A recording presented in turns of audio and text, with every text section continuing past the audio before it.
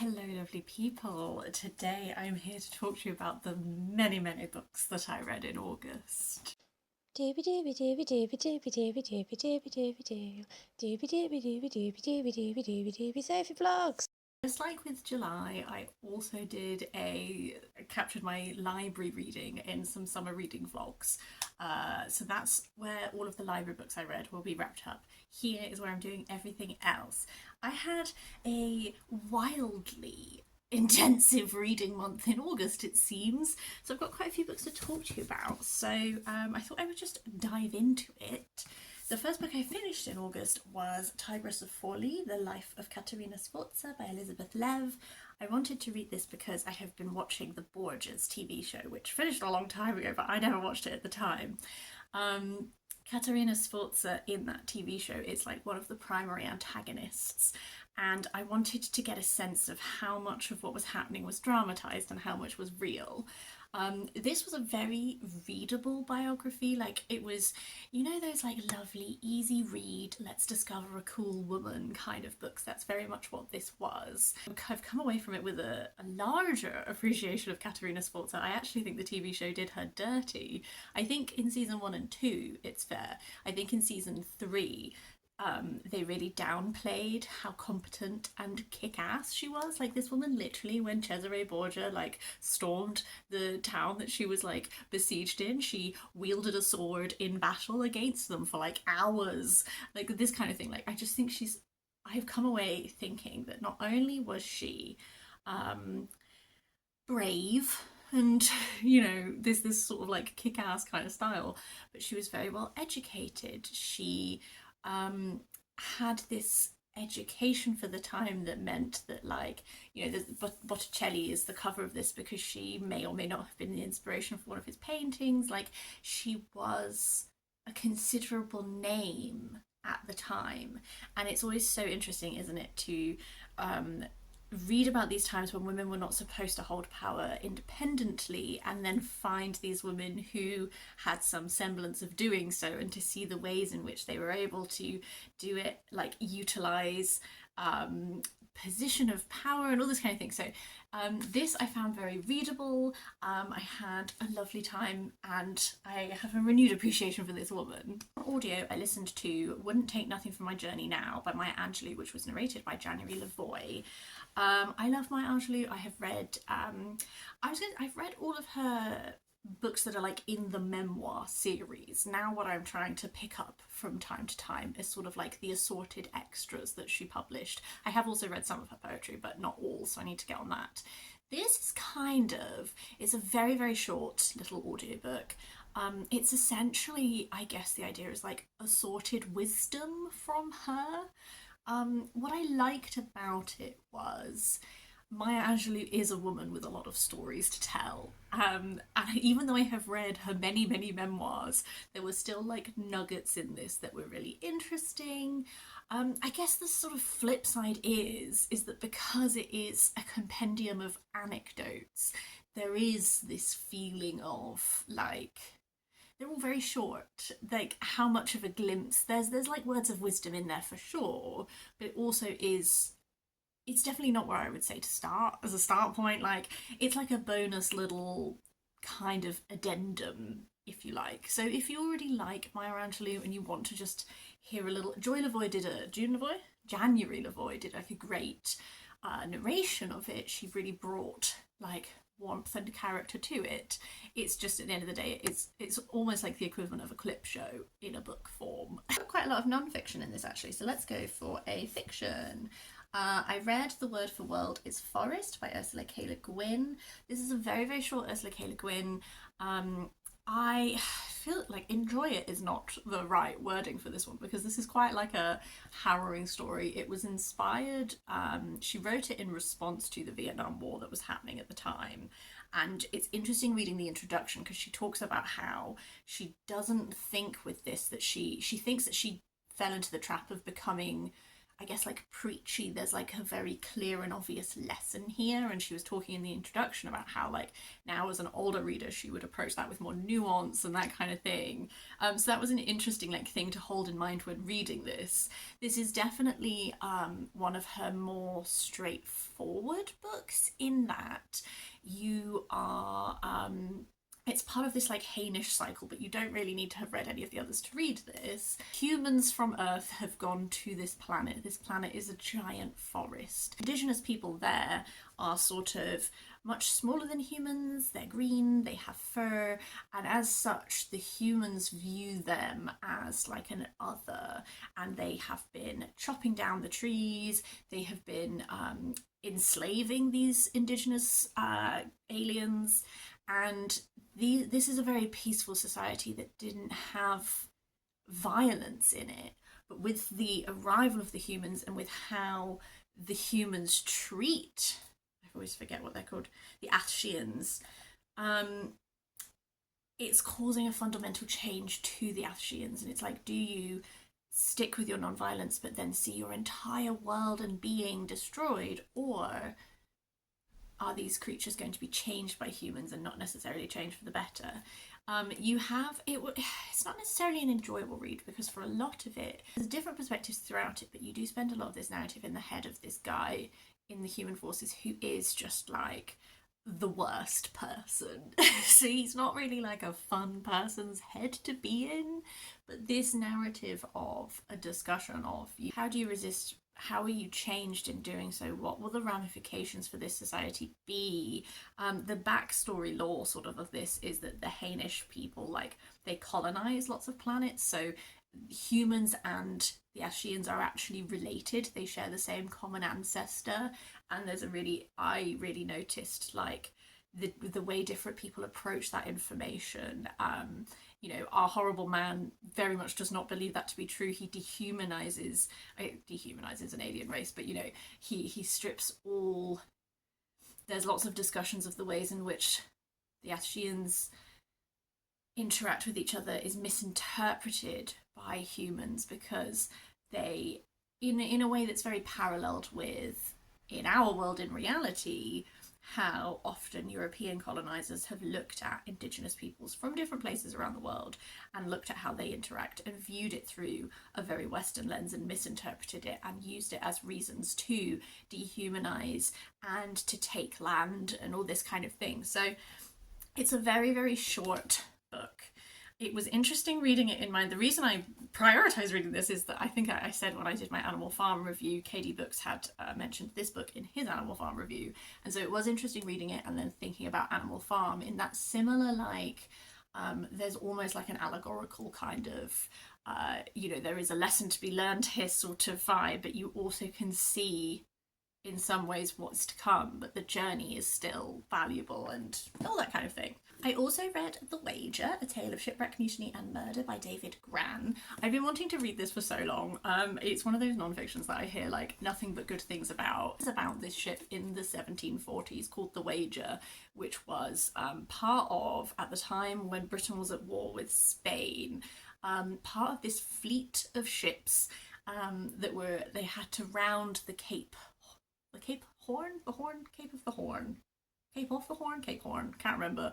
But they have to. It's very, very dangerous. Part of that, the ship was wrecked, and these people were stranded on this island. And there is competing tales of what took place. Something that I think that this did really well is it really rooted and situated you in the time. It takes a while for you to get to we are shipwrecked, oh god, because you get a lot of this building this background of like, what was life as a sailor like at this time? What were these ships like? What was like what is it like depending on your class and your rank? Then you spend time on this ship in the lead up to this. God, every time I consume something that is to do with like traveling on a ship like this in the 1700s, the 1800s, I'm like so thankful that I did not exist in that time. I think it sounds horrific. The Navy specifically, because it has such a rigid structure that you have to follow, even in cases of shipwreck and that kind of stuff, you're still expected to uphold this hierarchy and this kind of thing, even to the detriment of like whether or not that's going to help you survive. Like, is why I've always struggled with Hornblower, the TV show, because like the dictates of naval discipline to me often fly in the face of like what is the good thing to do as a human. And so, like, this idea of just you're like trapped on the ship already, you're having a horrible time, you have scurvy, everything is terrible, and then the ship wrecks, and then everything continues to be terrible. And this, I found it really interesting when they are wrecked, these different approaches to what they should be doing and the conflict and all that sort of thing. It's told in a manner which it is non-fiction, and there is a lot of non-fiction background and that kind of thing. I think when you get to being on the seas, being on this island, trying to make your way back to civilization, like, I think it gets this almost like narrative non-fiction tone to it, where it is easy sometimes to forget that this is real and this is a non-fiction account and not like a wild little time that you're being taken on. So I enjoyed this too. It didn't like blow me away, but I did really like it, and I think it is a very well written piece of non-fiction. I also finally finished Armadale by Wilkie Collins. I gave you sort of like a 60% update in my July reading wrap up. To summarise my end thoughts, I have this experience with Wilkie Collins all the time. His books are so long. Start, excellent, I'm hooked in. Early to middle, I get a bit antsy, and I'm like, good God, Willie, just get to the story. Like, why, this is so long. And then towards the end, he gets me again, and I'm like, back to being hooked. And I very much did have that experience with this. I think where I updated it at my 60% in July was when I was like really starting to get back into it, and I did enjoy it. Definitely got that like Victorian melodrama to it. I find the villain of the piece to be fabulous in that they are allowed to be so much more interesting than they could be. I actually think the person I like least in the book is Alan Armadale, which is a shame because like a lot of the book is about him. I just find him to be like the least interesting person there, whereas Isaias Midwinter and this villain person and all that kind of thing, far more interesting as characters because they have far more nuance to them and complexity, because they are much more like morally grappling with things that I find to be interesting. So I ended up enjoying it. I think I gave it about 4 stars. The short story collection I read was Spirits Abroad by Zen Cho. This is, first of all, I love Zen Cho. I will read everything that Zen Cho writes. I'm just a Zen Cho fan. This is a series of short stories, and generally the thread running throughout them is that in all of them there is some sort of element of a spirit or a otherworldly being, whether that's like a vampire style thing or like a ghost. Like lots of it is drawing on Malaysian folklore, and it's just such a solidly good short story collection. Zen Cho continues to have like such interesting ideas, and I find her writing eminently readable. I think what I like most about them is we are exploring Malaysian folklore, and I found that really interesting. It introduced me to a lot of supernatural creatures that I'm not super familiar with. There's really like a thread running throughout a lot of these that is to do with like family and connection and that kind of thing. The ones that really have stayed in my mind is like one that is about a girl who got turned into, there's a specific word for it, but they're essentially a vampire. When she was a teenager, she died, she's become this vampire, and she lives with her aunts who are all like elderly vampires, and it's like she's trying to navigate like secondary school and her first crush and everything, but she has these aunts who just keep wanting to, like, their solution is like, let's just eat the boy that you have a crush on. It's like stuff like that, like it's like that classic like child caretaker tension, but just in this way that's like darkly comedic and funny. I tried to fix the fact that this video is wonky, but I don't think I've made it any better. I'm so sorry, we're just going to continue. The final book that I listened to was The Fall of Numenor by J.R.R. Tolkien, which was narrated by Samuel West, but also there was a second narrator, but the library app won't tell me who they are. This is not a collection of new writings by any means. This is essentially all of Tolkien's writings to do with Numenor and the Numenorians gathered into one place. So there is stuff from the Silmarillion, there's stuff from Unfinished Tales, there's excerpts from Lord of the Rings. Like, it is putting them all into chronological order in regards to the timeline of the Numenorians, not when texts were written, to then give you a potted history of Numenor and the people there. These two narrators are utilised in that you have the narrator who reads the excerpts to you, and then you have the narrator who gives you the background information. Where is this from? Like, how did Christopher Tolkien edit this? Like, all that kind of thing. So that is actually really great, because when you're listening to it, you can really tell like what thing is happening. So that was really handy. I just want to read all of Tolkien's stuff, and this was just really great because I have read the Silmarillion. I have not read Unfinished Tales, so there was new stuff here for me personally, because I am coming into this one before I've explored the other like compendium things.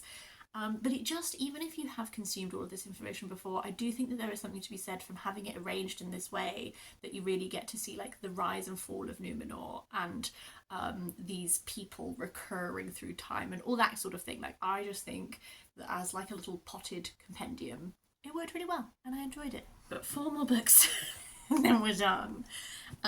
Let's do a tiny book and then a big book. This is My Life by Marc Chagall. Marc Chagall was a painter. This was a 5-star read for me. Absolutely loved this. Didn't know what to expect. Marc Chagall as a painter is not a painter who like makes my heart sing, but what I loved about this was I so immediately got the sense of him, the essence, like a peek into his soul, like a little glimmer of what motivates him and what inspires him. Like, it's told in a way that is a little bit stream of consciousness, not entirely linear. He wrote this when he was in his 30s, and he is sort of giving you concurrently, like, reflecting back, but then mentioning like where he is now, and there is like a mixing and a melding of time. It's not got a lot of like solid biographical information in it, but that didn't matter to me. The essence of him and his life, like, he grew up in this Jewish community in what was then Russia, and he didn't even know what painters were where he was growing up. Like, that wasn't like a career option. And you get to see like these like literally like painted snapshots of his parents and that kind of thing, and then as he like goes to St. Petersburg, ends up going to Paris, like, you get to see this art evolve, and you get to see like just him discovering what painting even is, and like this potential of a life he could have, him meeting his wife. So like, for example, this is like his description of his mother, and he's like, in our eyes mother had a style that was rare as far as was possible in such a commonplace environment, but I do not wish to praise or overpraise my mother who is no more. Can I speak of her at all? At times I would rather not speak but sob. I rush through the cemetery gate, lighter than a flame, an aerial shadow. I hasten to shed my tears. I see the river flowing away into the distance, the bridge beyond, and close at hand the eternal barrier, the earth, the grave. Here is my soul. Look for me here. Here I am. Here are my pictures, my roots. Sadness, sadness. That is her portrait. What does it matter? Is it not my own also? Who am I? You will smile, passing stranger, you will be amazed, you will laugh. A lake of suffering, hair prematurely grey, eyes, a world of tears, a soul that hardly exists, a brain that is no more. What is there, then? And then like later, like, so many years have slipped by since she died. Where are you now, little mother? In heaven? On earth? I am here, far from you. I would be happier if I had been closer to you. At least I would have seen your monument, touched your gravestone. Oh, Mama, I can no longer pray, and I weep less and less, but my soul thinks of you, of myself, and my thoughts are consumed in grief. I do not ask you to pray for me. You know yourself what my sorrows may be. Tell me, little mother, from the other world, from paradise, from the clouds, from where you are, does my love comfort you? Can I spin any sweet, tender comfort for you with my words? I just feel like I really got the sense of him and how he interacts with the world. I have, since I read this, read a big Taschen book that had a lot more biographical information about him, which I really appreciated, and that was in my summer library book reading vlog, part 3, I believe. But even if I hadn't have read that and got those finer details, I still absolutely loved this. I thought it was brilliant. A blooming big book that I read was 33 Revolutions per Minute, A History of Protest Songs by Dorian Lynskey. This is like 800 and something pages. It's a big floppy book that my dad lent me. This was really interesting. It's all about protest songs. It is primarily based in the West, primarily America, a bit of UK, but there are small bits that do touch on other countries. He sort of does like a little bit of a disclaimer in the introduction where he's like, it's impossible for me to approach the entire world. It's already so big, so I can understand that. And then it starts with Strange Fruit by Billie Holiday and it ends with American Idiot by Green Day, because it was published in 2010. And so the chapters are, every chapter explores the song, the artist who sang it, the situation that inspired it. Often it will also talk about other songs and singers who are sort of like tangentially related, were also during this time period, that kind of thing. It was interesting. It was because it is like these short little chapters that are just like moments. It was quite a good one to just like dip in and out of. The first edition of this book, he did like an afterword that I believe is from like the next edition of the book, because he talks about how he felt his original conclusion was misinterpreted and that people thought that he was saying that there's no protest music anymore, blah blah blah, and actually he was like, that's not really what I'm saying. And that is, I did appreciate having that updated afterward, because I think it's interesting, essentially thinking about if this was published in 2010. 15 years later, we're in a very different political situation than we were at the time. So does protest music still exist? Absolutely. I can think of, I was trying to think of ones that I would like, if you were to do like an update of this, like what would you include? Definitely like This Is America by Childish Gambino. There was like other things like that which I was just like, oh, what songs do I think were like worth if you did like a batch 2? I don't know, man. Anyway, what this does essentially because of that is you get sort of like a little potted political history alongside this potted like music history. It's interesting. I don't think any of it hugely blew my mind, but it was like an interesting thing to explore. Journal books. This tiny one is Stitching Freedom, Embroidery and Incarceration by Isabella Rosner, which is illustrated by Takako Copeland. This is part of this Common Threads Press. I bought a few of their little zines that I've been working my way through. This one I found actually really emotional and moving. This is all about the relationship that incarcerated people have had with embroidery. It opens with Mary, Queen of Scots, who did a lot of embroidery during her imprisonment, and sometimes it was coded. And then it comes all the way through history, exploring lots of different people and their interaction, whether they are people who were incarcerated in prisons, people who were incarcerated in mental institutions, often against their will. Final example is of the only living artist in the collection, who is a man who started embroidering when he was in prison, and it has enabled him to have this wonderfully successful artistic career now that he's out of prison. So it's a lovely example of one which felt very heartwarming to read. A lot of these are very sad because they are people who this was really the only way of expression that they had to get their voice heard. And what was, I guess, an added element to that is that so frequently some of these pieces we only have by sheer luck, by sheer chance, and then it makes you think about how much that we don't have that wasn't preserved. Like literally some of these is just, this was on a pile of things to be burned and someone saved it. Like what did get burned? Couldn't tell you. So this is another one like the previous one that I read, where actually, which was Many Hands Make a Quilt, Short Histories of Radical Quilting. Actually nearly everyone in this I was already slightly familiar with, but it's just such a lovely piece of collating them all in one place, treating this work with empathy and dignity, and yeah, I just thought it was great. I gave it 5 stars. I've given all of them 5 stars so far. And then the final book I want to talk about is Aednan, an epic by Linnea Axelsson, which is translated from the Swedish by Saskia Vogel.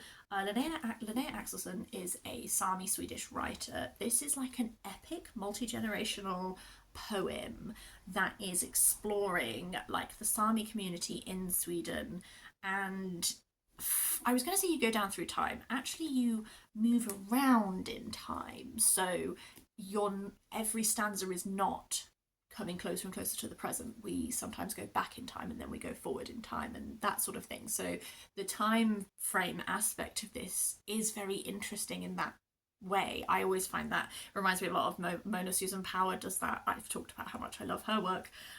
Who is a Indigenous American author. Mona Susan Power often does ones where you move back in time and you understand the ramifications of actions in reverse, whereas this one you do go back, you start back, you go forward, you move back, you move around in that way, and essentially like you just get to see this snapshot of Sami community. And in a way, I keep mentioning Mona Susan Power because this reminded me of Mona Susan Power's work in some ways, in that you're seeing the way that Indigenous people's land has been taken from them, their way of life has been restricted. Something that this explores as it goes on is already all of the Sami people in this had to move their traditional reindeer routes because of putting up dams, flooding areas, these places that no longer exist. Some of them retained that way of life, and then some of the characters in this have a disconnect from their Sami heritage. They don't speak the language, they don't do the reindeer grazing anymore, they work at this dam, that sort of thing. So this exploration of not just the way that Sweden as a whole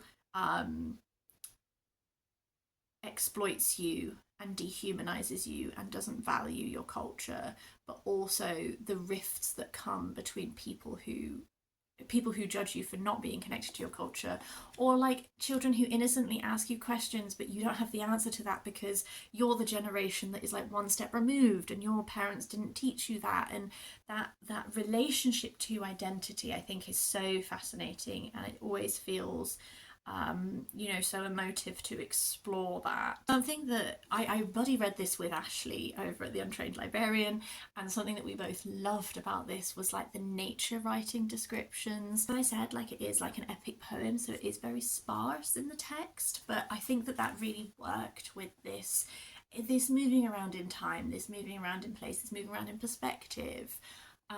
This contemplative, reflective aspect of the narrative. I just thought that this was so beautifully written, and it's so that mix of exploring like a wider people's history alongside individual people's history, and seeing the different generations and all of that sort of thing. I just thought it was really great. I really enjoyed reading it. I enjoyed buddy reading it with Ashley, and then also thank you to my friend Matt who recommended this to me in the first place. And that's everything that I read in August outside of my library reading.